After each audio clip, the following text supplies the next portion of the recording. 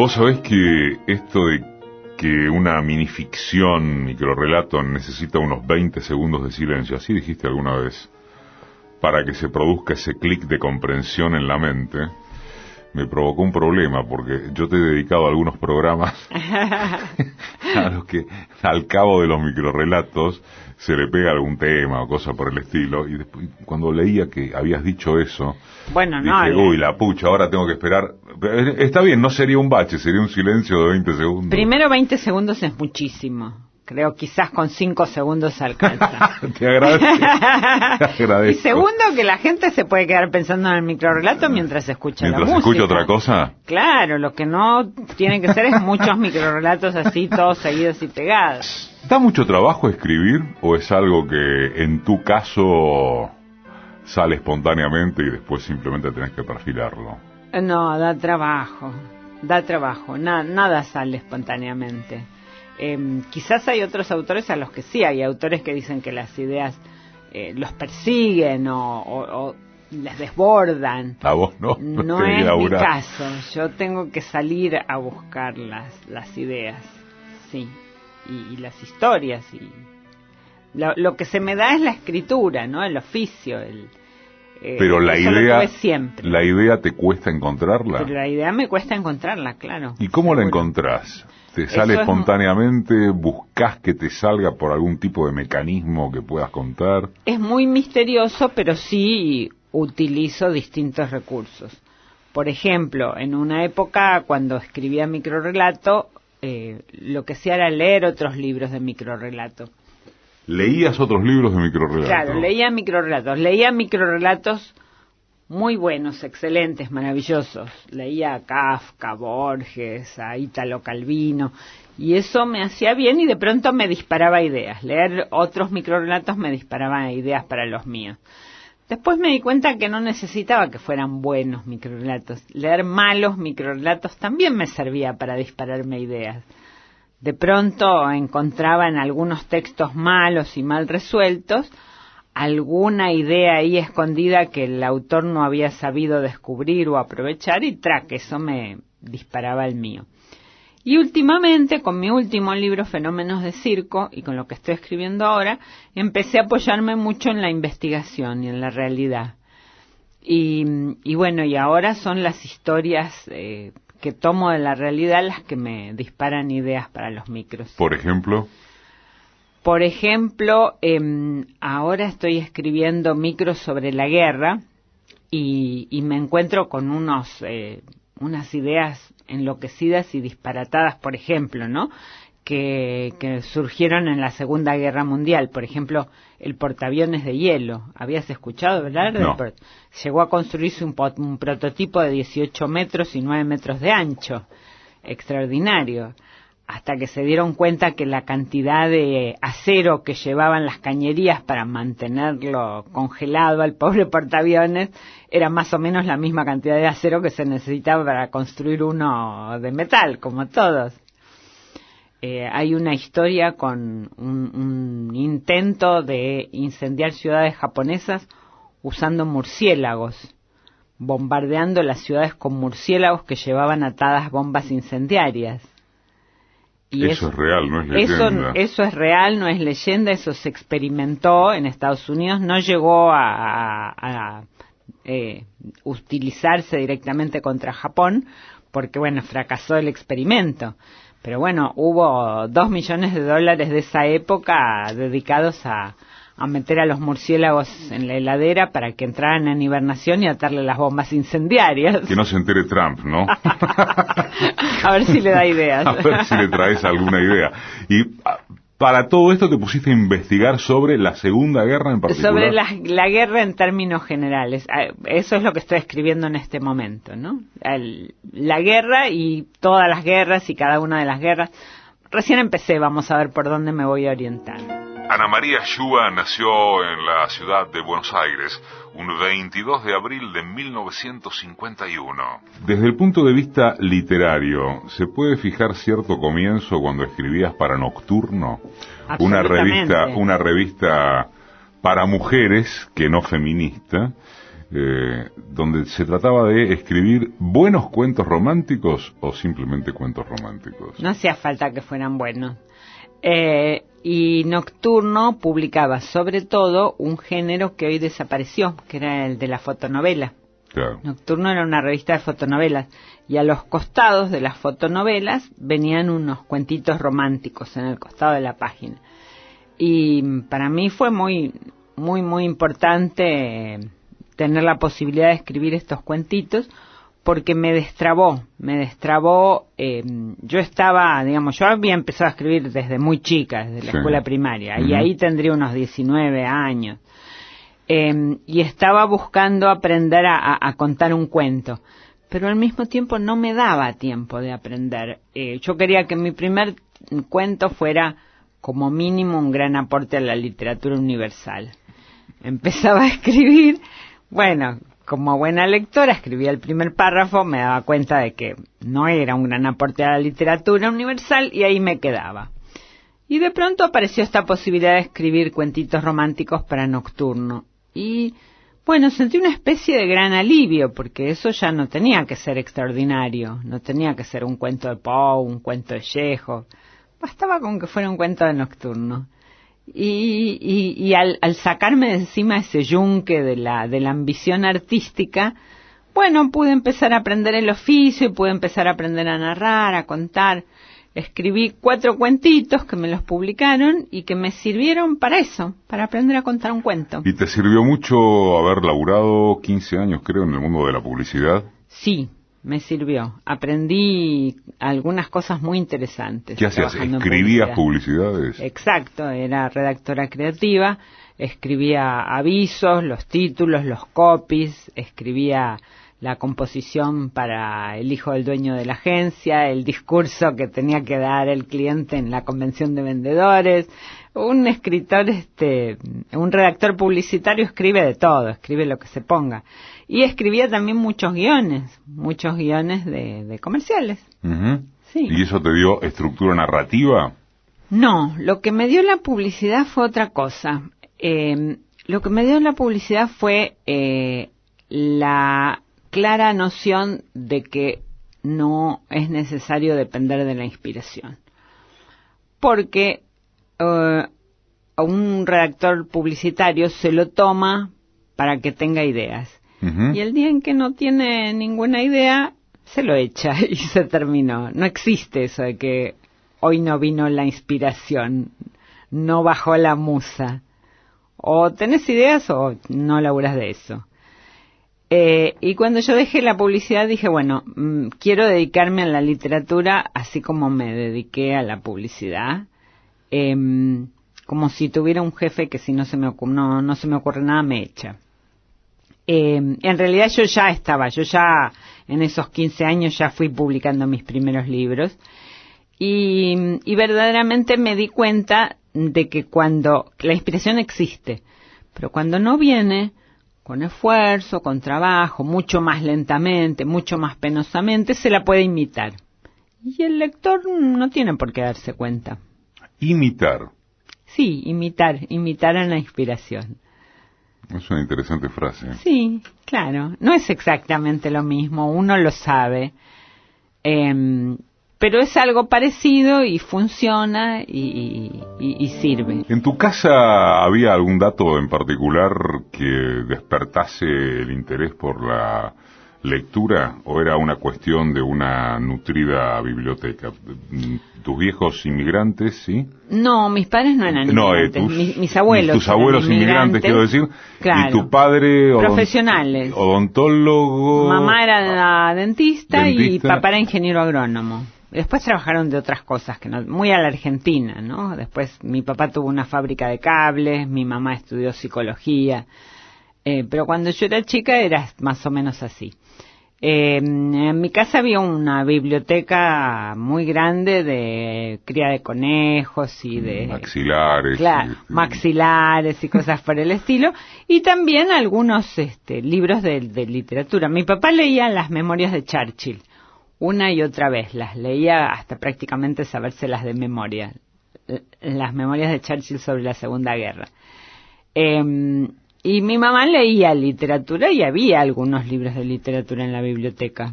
¿Y vos ibas y sacabas? Y yo iba y sacaba, revisaba, espiaba. Sobre todo me trepaba a una silla y sacaba cosas de los estantes altos donde estaban los libros prohibidos. Y a los 15 años ganás un concurso, por primera vez escribiendo. Sí, gané mi primer concurso formal, porque en la primaria ya había ganado algún concurso a la mejor composición del sesquicentenario de la Revolución de Mayo, caramba. Pero bueno, gané un pequeño concurso. El concurso no era pequeño, era un concurso de Fondo de las Artes. Lo que era pequeño era mi premio, que creo que era una tercera mención, una cosa así. Era un pequeño préstamo para publicar el libro, un libro de poesía, El Sol y Yo. ¿Y ahí seguiste o hay un parate y después retomás la escritura al tiempo? Ahí seguí tratando de escribir poesía. Ajá. No...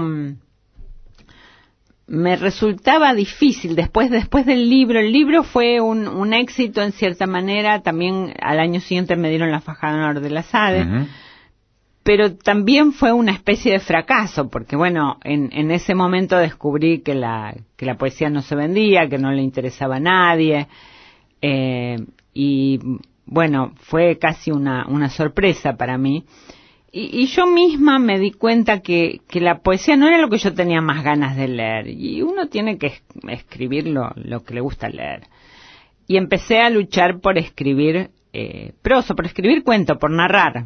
Yo prosa escribía unas hermosas prosas poéticas, bien escritas, todo, pero no sabía contar un cuento, no sabía narrar. Y me llevó muchos años, no se nota porque empecé todo muy joven, pero me llevó muchos años aprender a narrar.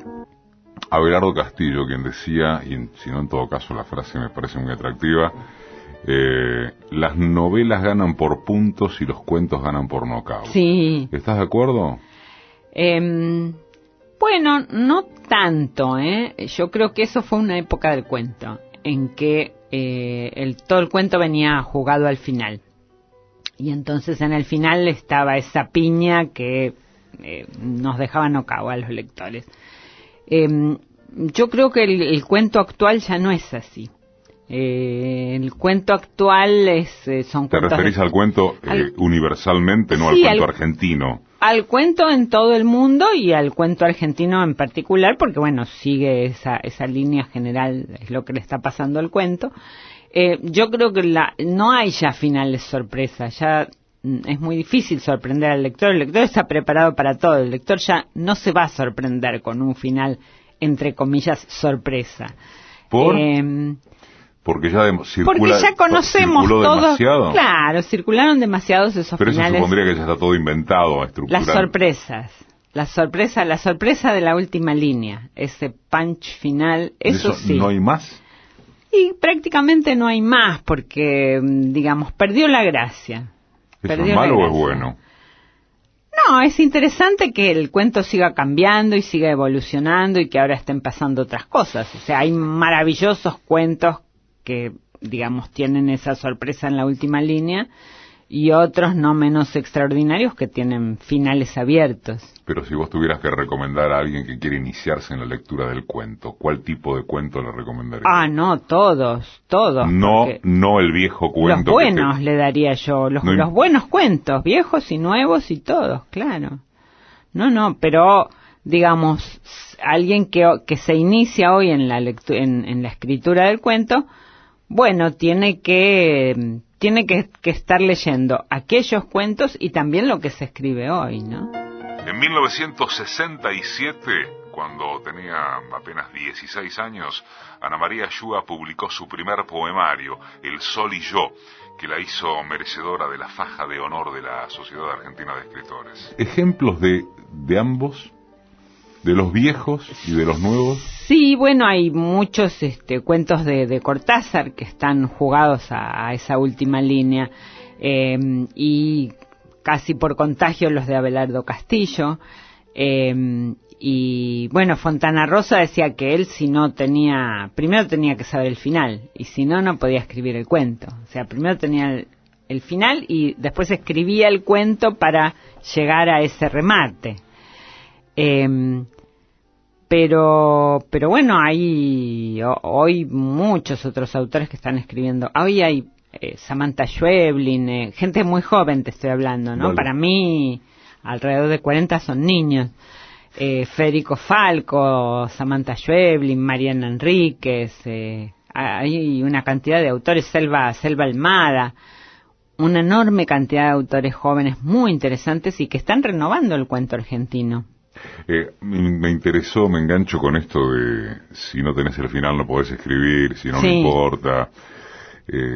También alguna vez dijiste algo así como que si, aun cuando vos decidieras, vos, Ana María, sí, que en la página 7 se suicida el personaje. Sí.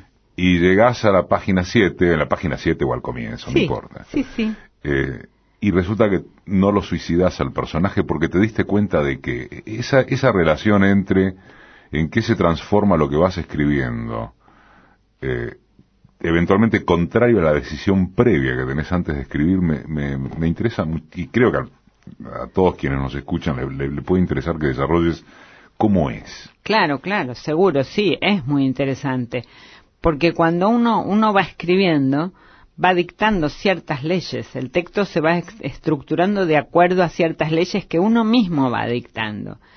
Y cuando uno avanzó un poco, no puede contradecir esas leyes. Ni siquiera el autor las puede contradecir. Uno puede, tirar toda la basura y empezar otra vez.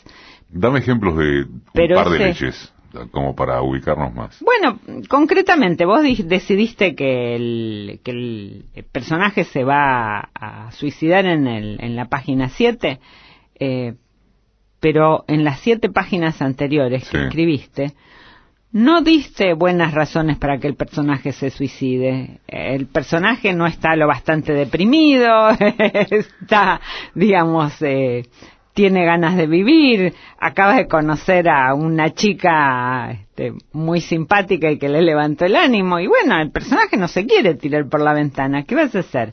Pero no es que el personaje se revela exactamente como dice alguna gente, sino que son las ciertas características del texto que vos fuiste armando, organizando, dictando y bueno. Pero si vos habías decidido que el personaje se suicidara, ¿no se supondría que en las primeras 7 páginas, para el caso, vos conducís al personaje a que se deprima? No siempre uno logra seguir rigurosamente el plan que se había trazado previamente. Es muy interesante esto, porque a veces uno cree que ya tiene toda la historia escrita, el cuento, la novela o lo que sea.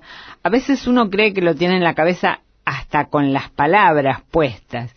Y no es así. Cuando uno empieza a escribir, empieza una suerte de lucha contra las palabras, y las palabras van imponiendo y van tomando sus propias decisiones, y de pronto uno se encuentra avanzando por un camino que no era el camino con el que había decidido, por el que había decidido que iba a recorrer cuando empezó a escribir.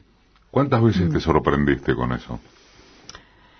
Con vos mismo. Muchas, con todas, con todos los textos. Yo creo que todos mis cuentos, todas mis novelas, no te puedo decir que sean diferentes de lo que no todas son diferentes de lo que me había propuesto originalmente, pero todos en algún momento me dieron alguna sorpresa. Me pareció interesante también que dijeras que no se llevan de la mano, no está bien en singular, lo que sería el impacto natural que un microrrelato, un cuento muy breve, tiene con lo que sería su soporte natural, que es la época de la excitabilidad digital, leer corto. ¿Hay una relación con eso? ¿No hay ninguna relación? Se supone que, como todos estamos más apurados, más vertiginosos, más urgidos, más ansiosos, más histéricos, lo que vos quieras, el tema del uso de las redes, los pocos caracteres y demás, se deberían llevar fantástico con justamente aquello que te destaca, que son los microrrelatos, entre otras cosas. ¿Y no es así? Ojalá fuera así, porque entonces vos mirarías la Ganarías lista de muchísima bestseller, guita, claro, mirarías la lista de bestseller y habría libros de microrrelato en la lista de bestseller. Y no hay. Y las editoriales se pelearían por publicar libros de microrelato.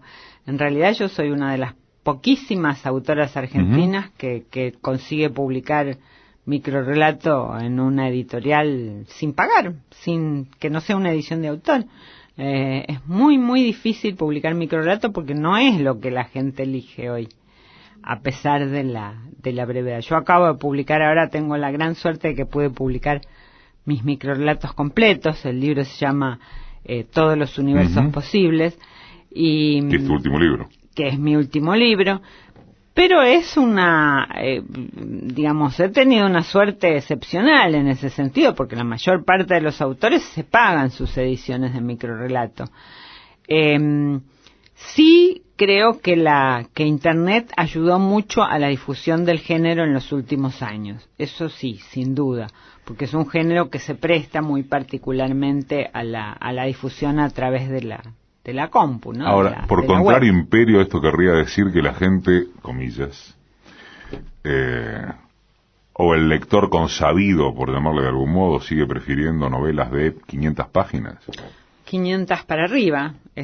Otra vez, viste, a la lista de bestseller me remito. La gente prefiere novelas muy largas, porque las novelas, la gente que lee poco, prefiere leer novelas muy largas. A ver. Porque en la novela larga, uno entra en la novela, empieza a comprender y aprehender ese mundo, y, digamos, empieza a entender ese código, a conocer a los personajes, y después ya es más fácil entrar y salir. Uno puede leer un ratito cada día, o mucho, o lo que sea, pero entra y sale con relativa comodidad a un mundo que ya conoce. Con los cuentos, bueno, ya hay que hacer un esfuerzo adicional. Uno hace todo el esfuerzo de entrar en el mundo de un cuento, a las 10 páginas se termina y tiene que entrar otra vez. Y con el microrrelato es tremendo, porque bueno, uno lee un microrrelato y ahí... ahí que es a todo o nada. Es a todo o nada. Y hay un esfuerzo de concentración para entender el microrrelato. Y cuando uno termina de entenderlo, se terminó. Y tiene que empezar otro y hacer otra vez ese pequeño esfuerzo. O sea, tenés que laburar. Hay que laburar un poco más. Con el microrrelato hay que laburar un poco más, sí. Y tampoco son libros que se puedan leer todos seguidos, porque incluso a los mejores lectores de microrrelatos nos pasa que después de leer 10, 15 microrrelatos, se siente una especie de fatiga, ¿no? Y uno lo tiene que dejar descansar y después empezar otra vez. Uno no se sienta y se lee de un tirón un libro de microrrelatos, ¿no? De 200 microrrelatos.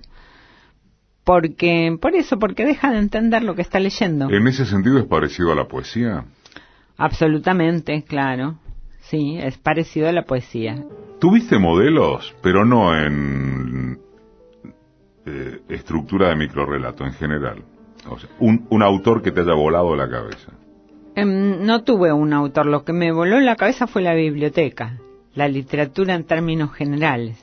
No tuve un autor que fue mi autor y que yo lo seguí. Yo empecé a leer muy chica, no leía nada excepcional ni extraño, leía lo que toda mi generación, la colección Robin Hood, leía las revistas mexicanas, y como debía tener como 10 años cuando descubrí una antología de cuentos maravillosa. Walsh.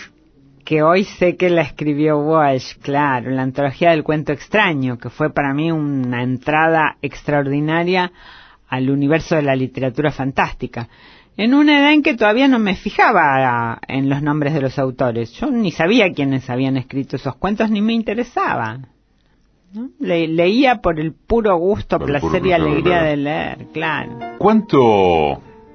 Siempre me interesa muchísimo preguntarle esto a los escritores y a los actores o actrices.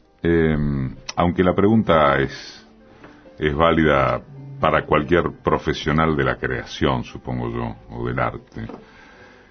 Y alguno me dirá, bueno, para cualquier profesión. ¿Cuántos aspectos de tu vida personal, buenos o malos, influyeron en tus momentos o tus calidades literarias? Bueno, esto se tiene dos respuestas en relación con dos tipos de relación que hay entre la vida personal de un escritor y lo que escribe. Por un lado, hay muchas cosas que me pasaron concretamente a mí que después se convirtieron en literatura. Un escritor es un poco como un vampiro de la vida, ¿no? Uno vive y se mira vivir al mismo tiempo y siempre está pensando, oh, caramba, ¿cómo escribiría esto? Por una parte. Y por otra parte está el tema de que en qué momento psíquico uno se siente en condiciones de escribir. Hay algunos autores que prefieren escribir en medio de las más terribles tormentas personales, y otros como yo tengo que tener cierta tranquilidad. Si estoy mal, si estoy muy angustiada, no puedo escribir. Suele suceder que los que no son escritores profesionales y los que utilizan más la escritura como descarga, les hace bien y se sienten cómodos escribiendo en situaciones de malestar y angustia personal. Y entonces escriben y después a veces rompen o borran todo lo que escribieron. Yo necesito cierta tranquilidad y necesito tomar distancia de una situación de mucho dolor o mucha angustia. Tiene que pasar un tiempo, a veces unos años, para que eso se me pueda transformar en un material que yo pueda utilizar para la escritura. En la dictadura fue tu hermana que estuvo exiliada. Sí, mi hermana sigue viviendo en Chicago. Se fue en el 76 y sigue viviendo en Chicago. ¿Y sí. En tu caso? No, en mi caso yo no fui exiliada. Yo me fui en el 76 a vivir a París, pero no estábamos cómodos. Estuvimos 6 meses, después nos volvimos. Volví en el 77, ningún exiliado volvía en el 77. ¿Y esa etapa personal de irte, del momento que vivía el país, claro, en fin, sí, te afectó para escribir? ¿En ese momento no escribías? En ese momento, bueno, yo estaba empezando a escribir en ese momento, estaba empezando a narrar en ese momento. Algo escribí mientras estuve afuera, en París, y después cuando volví... No, en realidad cuando volví a la Argentina escribí mi primera novela, Soy paciente, que hoy muchos la consideran una metáfora de la dictadura, y que cuando yo la escribí, todo lo que estaba tratando de hacer era escribir algo que no tuviera nada que ver con lo que estaba pasando, porque tenía mucho miedo. Vivía acá, tenía miedo, quería que me publiquen... Entonces, mi idea era escribir algo totalmente alejado de la realidad. Y bueno, y resultó que de alguna manera se ve que el inconsciente se filtra y hoy se lee como una de las novelas de la dictadura. Sí. Retrocediendo un paso, ¿sí necesitas algún tipo de escenografía para escribir? ¿Necesitas escenografía, material? ¿Necesitas un whisky? ¿Necesitas café? ¿Necesitas café descafeinado? ¿Necesitas soledad? Sí, yo tengo que estar sola, cerrar la puerta, computadora, en otra época era máquina de escribir, y tengo que poder hacerme muchos cortaditos que llevan sobre todo agua caliente, un poquito de leche, un poquito de café descafeinado y mucha agua caliente. Entonces, bueno, al lado mío hay una jarra eléctrica, porque si no tengo que estar levantándome para ir a la cocina cada rato, y me tomo esos cortaditos como quien toma mate. En otra época fumaba, y en una época malhadada fumaba y comía caramelos mentoliptus, y así perdí 4 muelas. Hoy me conformo con los cortaditos, me entretengo con eso. Es más saludable. Es más saludable. En tu novela Hija, hay un tema muy complicado que tiene que ver con descubrir que un hijo es una mala persona, ¿no? Sí, tremendo, claro. ¿Cómo se te ocurre ese tema? Yo creo que yo tenía necesidad de escribir, tenía ganas de escribir sobre la maternidad y de escribir muchos sentimientos y sensaciones en relación con la maternidad. Quería tener muchísimo cuidado en relación con mis hijas. Yo tengo 3 hijas, entonces no quería contar nada que tuviera que ver con ellas, que pudiera molestarlas, dañarlas. Y entonces pensé un personaje, digamos, que fuera tan terrible, tan desagradable en realidad, que bueno, nadie pudiera pensar que iba a estar hablando de una de mis hijas. Y un poco tuvo que ver con eso, el personaje de hija, y otro poco tuvo que ver con el hecho de que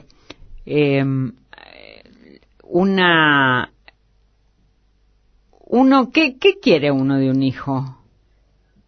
Yendo realmente en profundidad y siendo dolorosamente honesto con uno mismo.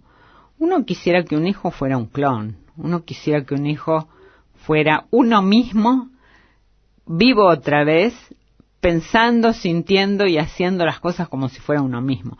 Y eso no es así, eso no sucede, un hijo es una persona independiente, y eso es muy doloroso, es muy terrible.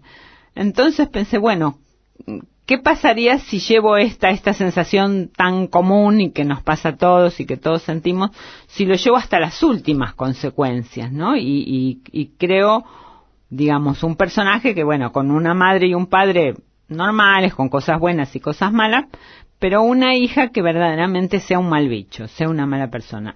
¿Puede una madre admitir que su hija es mala persona? Es muy, muy, muy difícil, muy perturbador, muy angustiante el tema. Por eso mismo me pareció interesante. ¿Lo resolviste? Más o menos. Y además, bueno, que lean la novela. Que lean la novela y se van a enterar. ¿Cuál es el trabajo con el que quedaste más conforme? No tengo. No. Vos sabés que yo voy mucho a hablar a las escuelas, ¿no? Por el tema de la literatura infantil. Y los chicos me preguntan siempre cuál es mi libro preferido y ¿Libro cuál es tuyo o libro mío, de los libros que yo escribí, cuál es mi libro preferido y si tengo algún libro que escribí y me salió mal y después no lo quise publicar. A lo de mi libro preferido yo suelo contestar que es La Sueñera y te lo respondo también a vos porque es verdad, en realidad es mi primer libro, es el primer libro en prosa que yo escribí porque lo empecé muy muy jovencita, aunque lo publiqué 10 años después, pero lo empecé como en el año 75, 74, una cosa así. Es microrrelato, es mi primer libro de microrrelato y está escrito con esa especie de espontaneidad y de inocencia y de alegría con que se escriben los primeros libros. Es un libro en el que, por ejemplo, todos los textos están numerados porque se me ocurrió que se me dio la gana que los textos estuvieran numerados. Hoy no haría eso porque sé que mis microrelatos después se publican en antologías y en las antologías necesitan un título. Pero en ese momento ni se me cruzaba por la cabeza que me iban a publicar en antología. Yo no había publicado nada salvo aquel primer libro de poesía. Hoy no trabajo mucho con juegos de palabras, trato de evitarlos porque sé que no se pueden traducir. Ajá. Y yo tengo muchas traducciones de los microrrelatos. Y en La Sueñera, bueno, tampoco, digamos, no había pensado que alguna vez alguien iba a tener que traducir eso, y entonces trabajaba con una enorme libertad. Y yo creo que eso se nota en el libro. Hablaste de lo mucho que vas a hablar a escuelas sobre cuentos, literatura infantil. Háblame de las reglas de la literatura infantil, porque es un tema del que alguna vez te escuché hablar y te leí, y me pareció muy interesante lo que decís a propósito de eso, ¿no? Entre otras cosas que al adulto le tiene que gustar la literatura infantil, el cuento que lee, porque si no... Tal cual, si el adulto se aburre, el chico se va a aburrir también. Por eso yo digo a veces que la literatura infantil es una literatura que también le gusta a los chicos. Y es literatura, tiene que ser literatura, tiene que tener, tiene que ser algo perturbador, tiene que tener conflicto, tiene que haber drama, tienen que suceder cosas graves, cosas importantes. Uno no puede armar un cuentito con pavadas porque eso no le interesa a nadie. Tiene que haber cuestiones de vida o muerte, como hay en Caperucita Roja. El error en mucha literatura infantil, bueno, en mucha mala literatura infantil para el caso sería, no es también el tema de buscar siempre la moraleja, la enseñanza, el eludir esto, que haya el conflicto por el conflicto mismo. Esto pasó, hubo una época de literatura infantil en que sí venía con mucha moraleja y mucha moralina, y después le siguió otra época en que, y todavía hay bastante de eso, en que simplemente cambió la moraleja, las moralejas se ayornaron, pero digamos, seguían estando presentes, ¿no? Y todavía hay mucho de eso, hay mucho libro para chicos en que se ensalza lo políticamente correcto y bueno, y eso también es moraleja. Cuando vas a los colegios, ¿de qué hablas? Bueno, los chicos me hacen preguntas. Yo no digo discursos, no los aburro tratando de dar clases magistrales. Los chicos me hacen preguntas. ¿Y son chicos a los que, por ejemplo, se les dio primero el laburo de leer alguno de tus cuentos? Primero leyeron. ¿Cómo funciona eso? En cada escuela es distinta porque hay algunas escuelas donde los chicos lo que quieren es mostrarme lo que ellos hicieron con mis cuentos, y otras veces me hacen preguntas y las preguntas curiosamente son siempre muy parecidas. Yo estoy un poco cansada de ir a las escuelas. Los chicos me preguntan cuántos libros escribí, cuánto tiempo me lleva a escribir un libro, cómo empecé a escribir, en qué me inspiro. Y más o menos siempre son las mismas preguntas. Pero también hay sorpresas, y la última vez me hicieron una pregunta que me dejó pensando. Una chiquita, como de 5º grado, me preguntó, ¿qué aprendiste de tus libros publicados? Y bueno, todavía no tengo una buena respuesta para esa pregunta. ¿Te interesa la literatura fantástica? Sí, absolutamente. ¿Por qué la rioplatense en particular tiende o tuvo una marcada influencia de la literatura fantástica? No sé exactamente, porque toda la literatura latinoamericana está muy impregnada de lo fantástico, excepto la peruana. Los peruanos son rigurosamente realistas, pero fuera de la literatura peruana, toda Latinoamérica tiene una impronta muy fuerte de fantasía, y en particular en la literatura rioplatense eso se da de una manera muy especial. Una característica de nuestra literatura es que lo fantástico no tiene un casillero propio, sino que se mezcla y se imbrica con lo realista, y casi todos nuestros grandes escritores, nuestros grandes cuentistas, los grandes y los chicos, mezclan y combinan en el mismo libro cuento fantástico con cuento realista, ¿no? Y eso sucedía hace 50 años y sucede hoy, ¿no? Con las nuevas generaciones. Estoy leyendo ahora ese libro tan interesante de Mariana Enríquez, Las cosas que perdimos en el fuego, y ella hace exactamente lo mismo, ¿no? Hay cuentos que son siniestros, tenebrosos, pero no fantásticos. Y otros sí, en el mismo libro, y otros que son fantásticos. Samantha Schweblin hace lo mismo. ¿Hay el escritor argentino? No, y menos ahora que son tantos. Cuando yo empecé a escribir en los 80, cuando publiqué mi primera novela, bueno, éramos relativamente pocos, y claro, en la época de la dictadura los que empezábamos a publicar en ese momento éramos muy pocos.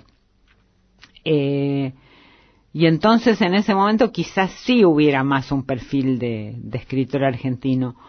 Hoy no, porque hoy tenemos un semillero inmenso. Hay cientos de muchachos y chicas jóvenes que están produciendo una literatura nueva, muy interesante, con otra sensibilidad. Se están despegando por fin de Borges y de Cortázar, y están haciendo unas cosas muy raras, muy interesantes, y cada uno a su manera, ¿no? ¿Por qué dijiste por fin? Porque mi generación quedó muy pegada, sobre todo a los dos, a Borges y a Cortázar. Contra Borges uno podía de algún modo rebelarse, porque Borges se ponía en el papel de padre, pero Cortázar era más peligroso todavía, porque era como un hermano mayor, y en un hermano mayor uno no se rebela, más bien se lo imita. Así que yo celebro, ¿no? Yo creo que el único que logró despegarse de ese juego fue Manuel Puig, que es otro de los grandes. Y hoy las nuevas generaciones, bueno, por supuesto que han incorporado a Borges y Cortázar y Puig y todos los demás, pero también se han despegado, ¿no? Y van por otros caminos. ¿Quién consume ese semillero? Ese semillero. Bueno, hay lectores para esa literatura, hay mucha gente joven que lee, hay una cantidad muy grande, y esto es muy interesante, de nuevas pequeñas editoriales que van acompañando ese fenómeno de los nuevos escritores. Algunas son cooperativas. Hoy ya no es que ya no me acuerde los nombres de los títulos de los libros o los nombres de los escritores.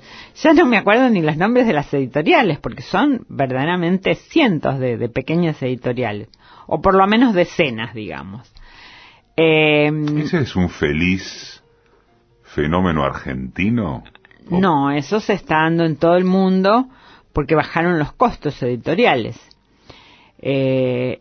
Y bueno, y hoy hay posibilidades, digamos, las pequeñas editoriales tienen también posibilidades de distribución y pueden llegar y pueden darse el lujo de hacer tiradas chicas. Entonces, de pronto hay editoriales que hacen tiradas de 300 ejemplares, 500 ejemplares, pero esos libros circulan. Los escritores jóvenes, nosotros, mi generación, miraba mucho a los mayores, y entre nosotros nos mirábamos con más desconfianza. Hoy los escritores jóvenes se miran y se leen mucho unos a otros dentro de la misma generación, y hacen muchas lecturas y hacen encuentros y mueven a un público, una cantidad de gente joven que los lee muy interesada. ¿Alguien de ellos vive de esto? No tengo la menor idea. Me parece que sí, que ya hay algunos que sí viven de esto porque son muy, muy buenos y se volvieron internacionales. Como, ¿qué te puedo decir? Hernán Roncino, que creo que ahora está cumpliendo 40 años y ya está publicado por Gallimard y ya es un autor internacional. Samantha Schweblin, la misma Mariana Enríquez. Uh-huh. Bueno, ellos tienen también esa posibilidad hoy, ¿no? Que nosotros no teníamos, de publicar en el exterior. En ese sentido, el mundo se abrió más y hay más traducciones y los libros viajan mucho más. Esa es una ventaja que tienen. ¿Qué te significó haber llegado al cine con Los Amores de Laurita cuando se hace la película, no digo para algún despistado? Bueno, ¿algo en especial?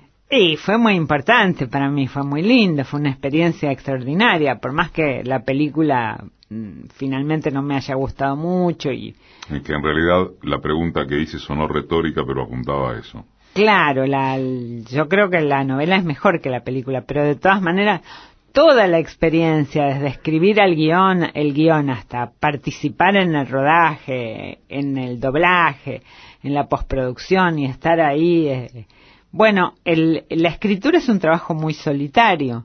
Uno está solo consigo mismo, con su mente, es un poco angustioso en ese sentido. Y de pronto participar en un trabajo de equipo es una cosa muy linda, muy apasionante. Es muy complicado que el libro no sea siempre mejor que la película. No, bueno, no es siempre así. A veces hay películas extraordinarias que parten de libros olvidados. No es siempre así. Lo que pasa es que cuando uno lee un libro extraordinario y después va a ver la película, bueno, pretende que todo lo que hay en el libro esté en la película y el camino a la decepción es muy corto. Claro, la película toma algunos elementos del libro porque, bueno, es lo que se puede contar en 1 hora y media. ¿Estás siempre con proyectos o vas viendo? No, estoy siempre con proyectos, sí, pero bueno, es una cosa y la otra, ¿no? Estoy siempre con proyectos y voy viendo las dos cosas. Sí, ahora estoy, te digo, escribiendo un libro nuevo de microrelatos que acabo de empezar, pero bueno, quisiera poder ponerme a escribir cuentos, a ver si puedo retomar el cuento largo que me gusta mucho. Decime quién sos vos. Ana María Shua. Y Sufi, escritora. Ese es mi título de nobleza. Ana María Shua.